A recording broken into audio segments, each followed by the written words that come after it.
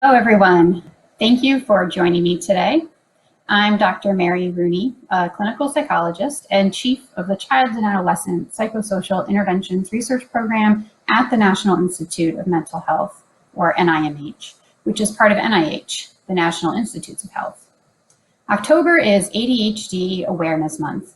And as many of you here will know, ADHD can have a significant impact on social and family relationships, as well as schoolwork. And children and adolescents with ADHD may face extra challenges dealing with the changes during the COVID-19 pandemic. For the next half hour, I'll discuss signs, symptoms, and treatments for ADHD, as well as tips for helping children and adolescents manage ADHD while attending school during the pandemic. Then at the end of this session, we'll have some time for questions from the audience. It's important to note that I can't provide specific medical advice or referrals. So please consult with a qualified healthcare provider for diagnosis, treatment, and answers to your personal questions.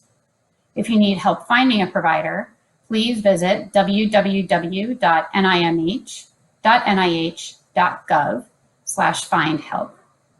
And if you or someone you know is in crisis, please call the National Suicide Prevention Lifeline at 1-800-273-TALK.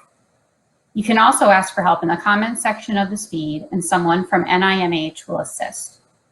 All of the websites and phone numbers I just mentioned will be posted in the comments section of this feed as well, so that you can access them easily. So I'll start off by describing what ADHD is and some of the signs and symptoms for those of you who are newer to the concept of ADHD or who may suspect that you or your child have ADHD. So if you, your child, or teen finds it hard to pay attention, or if you feel the need to move constantly during times when you shouldn't, or you find yourself constantly interrupting others, and these issues are ongoing and seem to be negatively impacting daily life, then it could be a sign of ADHD. So people with ADHD show an ongoing pattern of 3 different types of symptoms.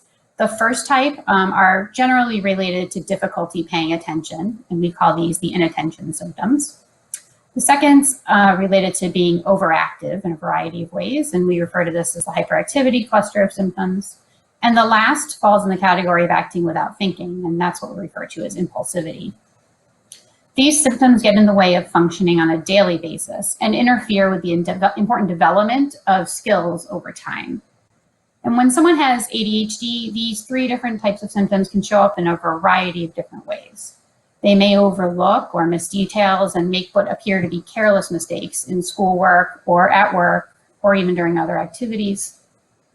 They can have problems sustaining attention in tasks or even while they're playing.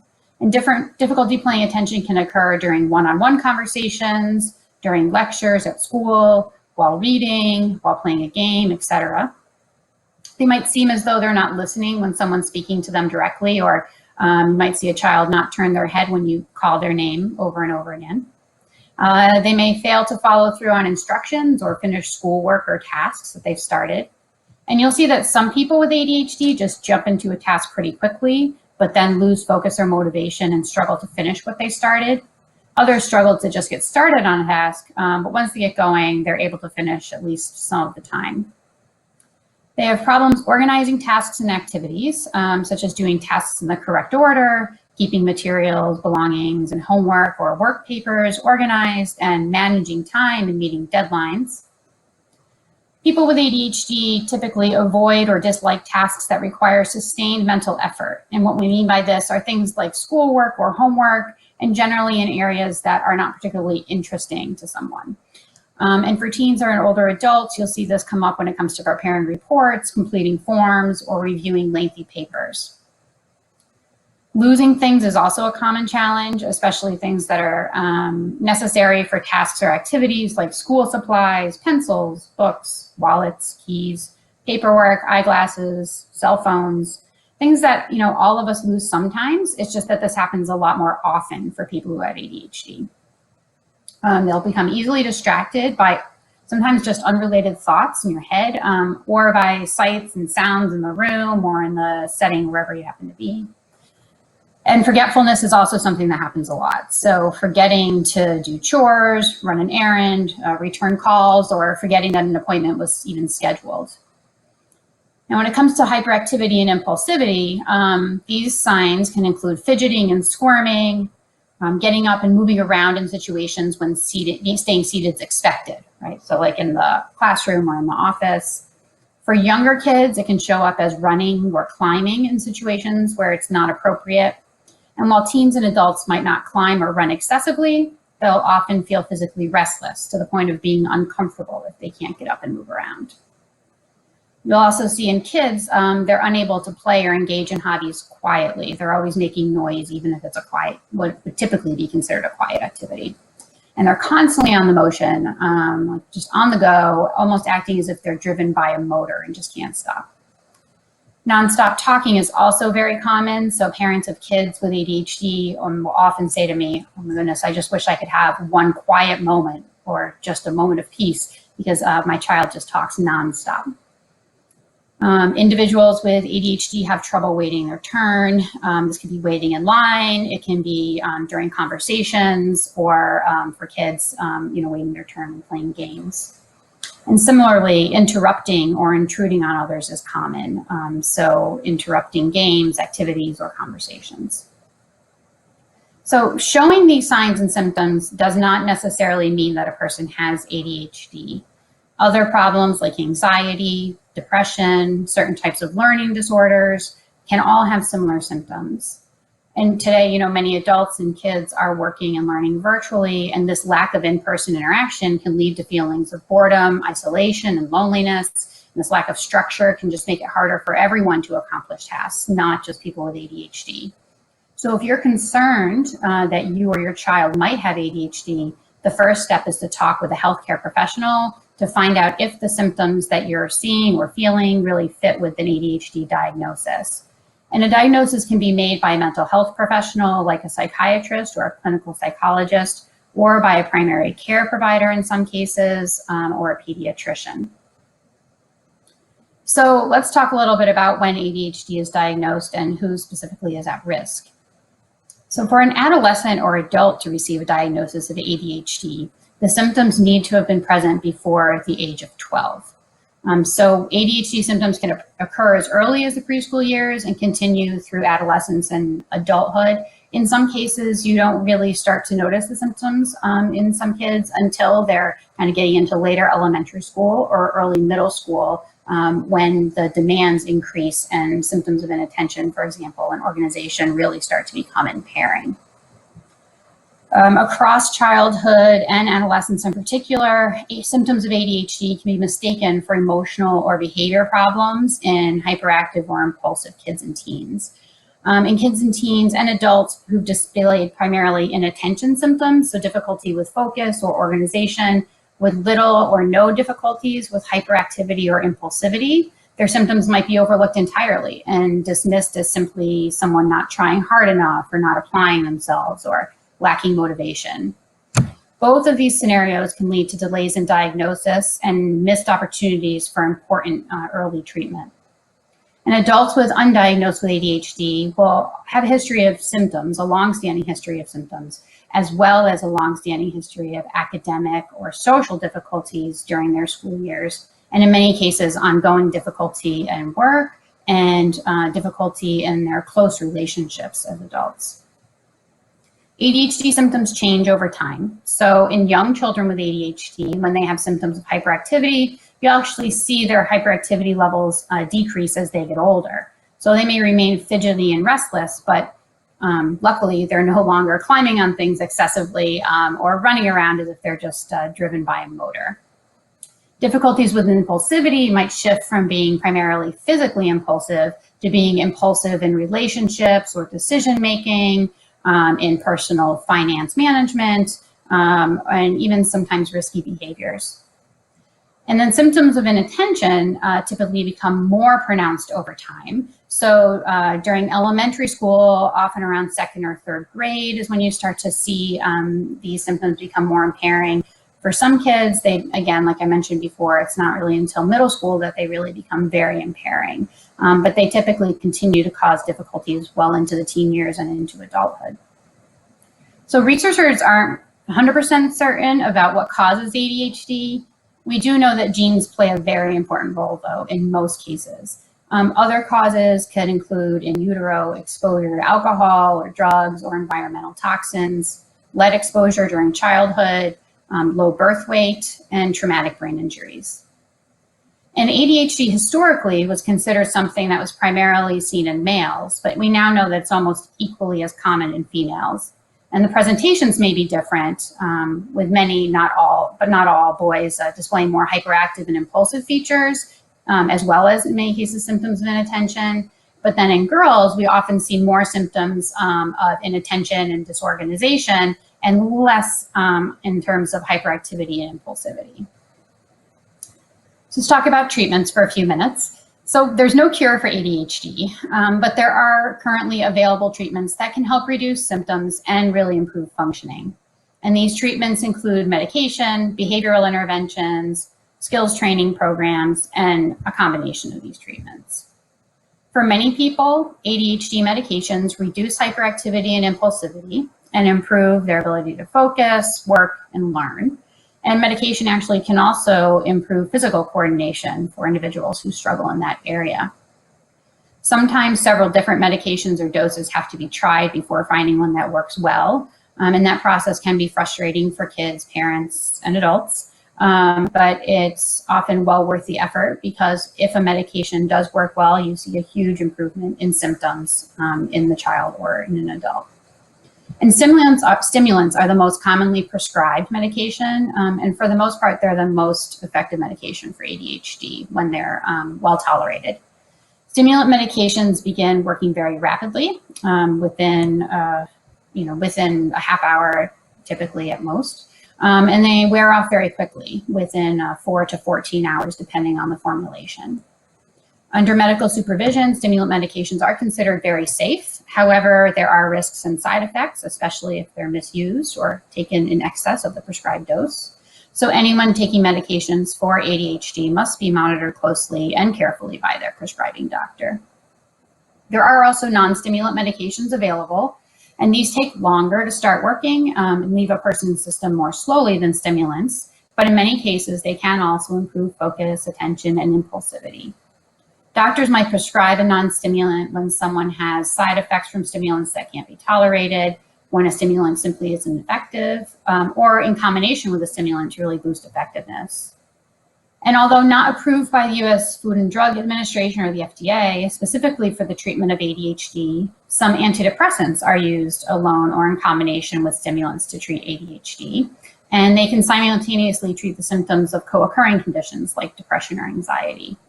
But again, doctors can work with you or your child to find the best medication or dose or combination of medications that will be most effective.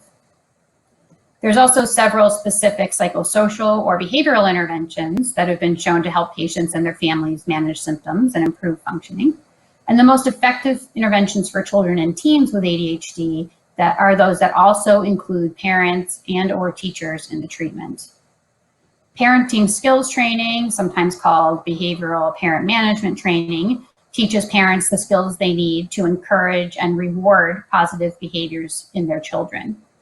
Behavioral parent training helps parents learn how to use a system of rewards and consequences to change a child's behavior.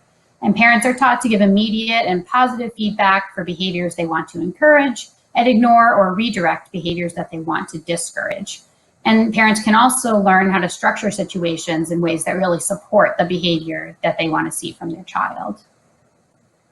Specific behavioral classroom management interventions have been shown to be effective for managing youth symptoms and improving functioning at school and with peers.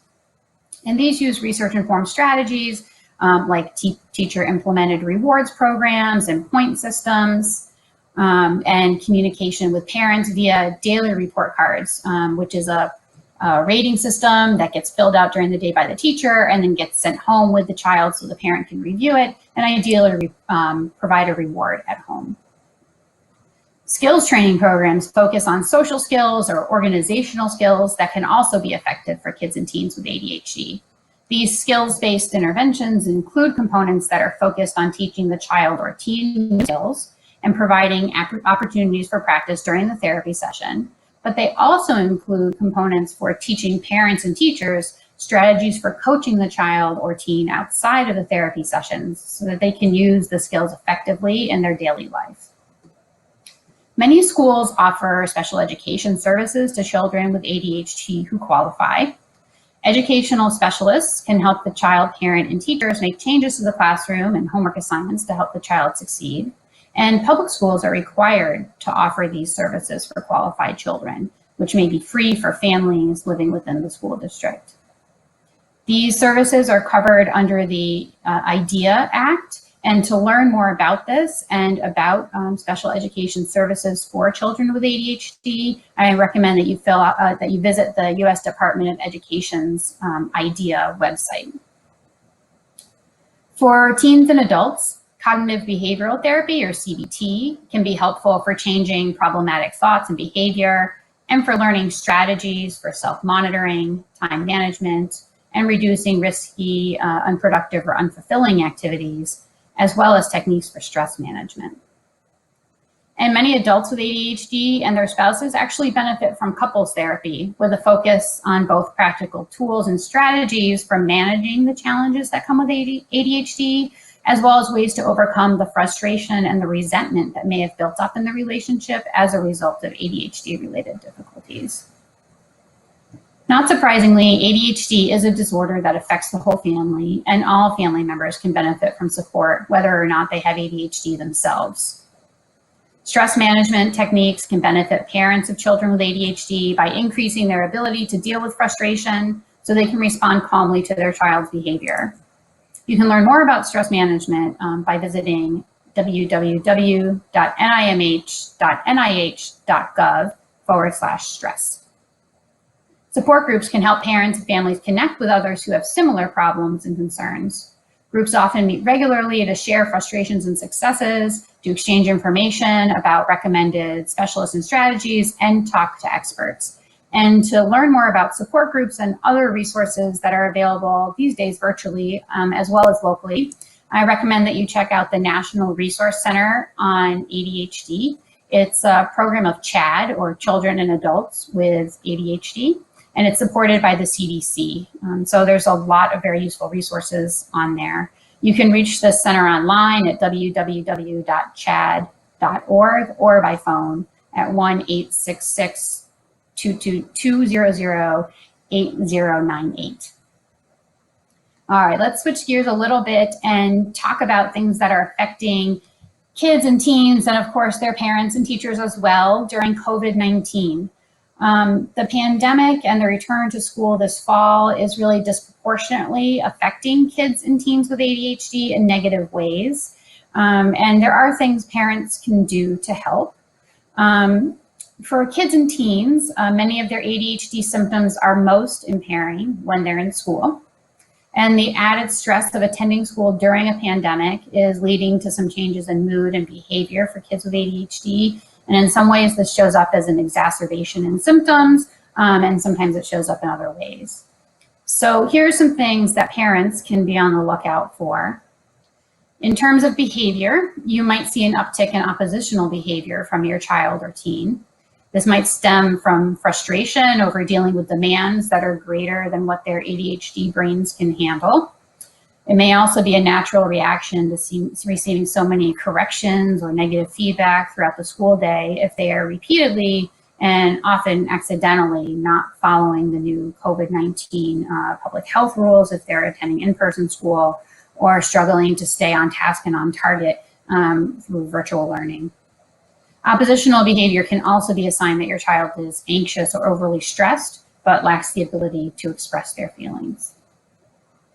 When it comes to mood and anxiety, many kids with ADHD also struggle with depression and anxiety at some point during their child or teen years, and stressful situations increase the likelihood that they'll develop clinical levels of anxiety or depression. Across the board, we're seeing higher rates of anxiety and mood-related challenges among kids with ADHD since the start of COVID-19. Some key signs of depression in kids and teens include low mood or increased irritability, a lack of interest in things that they usually enjoy, social withdrawal, and/or changes in sleeping and eating habits. And signs of anxiety can include physical complaints like stomach aches or headaches, school avoidance or refusal, a worsening of pre-existing attention problems, a fear of being away from family members, so kind of what looks like typical separation anxiety, difficulty sleeping, and for some kids, their main symptom will actually be an increase in disruptive or oppositional behavior. When it comes to learning, focusing and learning throughout the school day requires far greater mental effort for kids with ADHD under typical non-COVID-19 circumstances. And when you add the additional strain of remote learning or following and coping with COVID-19 school rules, it's easy to see how the extra burden will negatively impact academic learning more severely for students with ADHD than for students without ADHD. So it's expected that your child or teen will have a more difficult time meeting academic demands this school year, even when they're trying very hard and potentially doing the very best that they can. So as a parent, it can be really hard to know how to support your child or teen with ADHD when they're struggling, and it can be even harder to provide support when you're feeling overwhelmed yourself, as so many of us are right now. So let's spend some time talking about the things you can do that are most likely to have the biggest impact on your child or teen this school year. I think the first thing, and potentially the most important thing, is to set realistic expectations. So kids and teens with ADHD are going to have a more difficult time right now, both academically and in terms of remembering to follow all of the COVID-19 public health requirements and added school rules. And this includes things like remembering all of the social distancing requirements in terms of physical distancing, remembering to wear their mask and even simply figuring out how to keep track of their mask, remembering to wash their hands every time they're supposed to.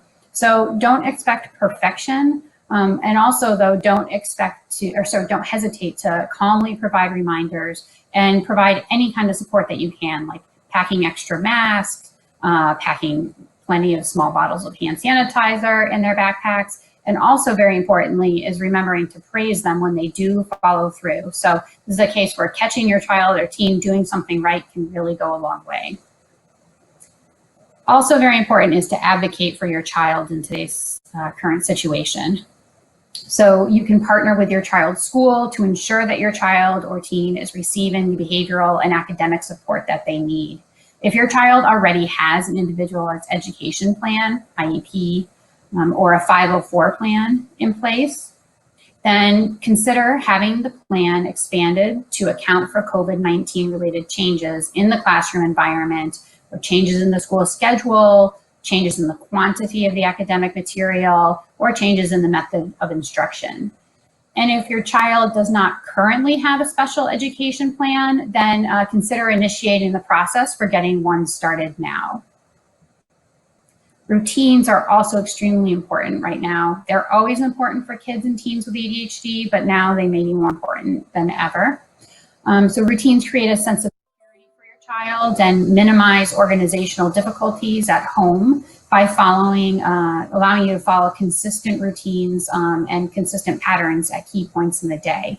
So this includes a morning routine where the same thing happens at the same time every morning, an after school or homework routine, and an evening routine. And this is something where even if things change in your child's school setting, if they, for example, switch to a virtual school environment from an in-person environment or vice versa, these routines can still stay the same, and that really provides some important consistency for kids right now. Prioritizing physical health is also important. So your child or teen will be able to manage their ADHD symptoms and cope with stress much more effectively if they're getting enough sleep and physical activity, as well as eating well. So put your child's physical health needs first, and then you'll see that their mental health and academic skills will follow.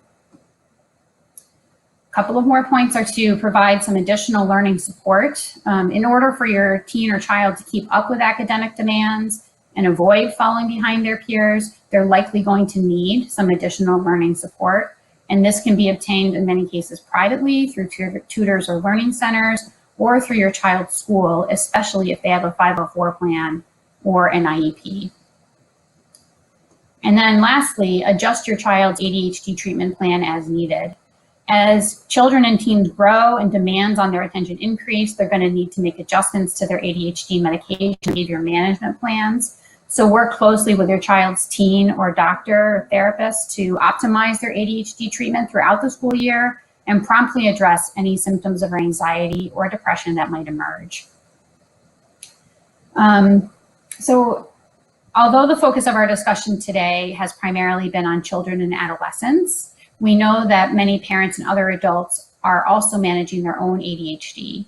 And this can be hard for parents who are struggling to just keep up with everything, and also for adults who don't have children and are still struggling to keep up with everything within the context of the pandemic. So I recommend working with a counselor or therapist to learn strategies for managing symptoms, staying organized, coping with feelings of anxiety or being overwhelmed, and dealing with other challenges that come with ADHD. And medication can also be very effective for adults, and your primary care doctor can be a great starting point for discussing medication options. And if needed, they'll give you a referral to an appropriate specialist for prescribing purposes. So I wanted to make sure we can leave a few minutes for some questions from the audience. I'll stop there and take a look at some questions that have come in, and feel free to submit some questions now. We have just a few minutes, but hopefully we can cover a couple of things. Okay, so one question that came in is from someone asking about what happens if you have adverse reactions to medications like mood stabilizers or antidepressants, or are just generally very sensitive to medication. So this is the case for many kids and adults as well, that they may experience side effects from a medication or sometimes even not respond. But when it comes to side effects, the main thing really is to work closely with your prescribing doctor. In the easiest of cases, medication for ADHD means that your doctor prescribes a stimulant and you respond well with minimal side effects. There's plenty of cases where it's a little bit more complicated and you do need to try different medications, and sometimes a combination of medications is important.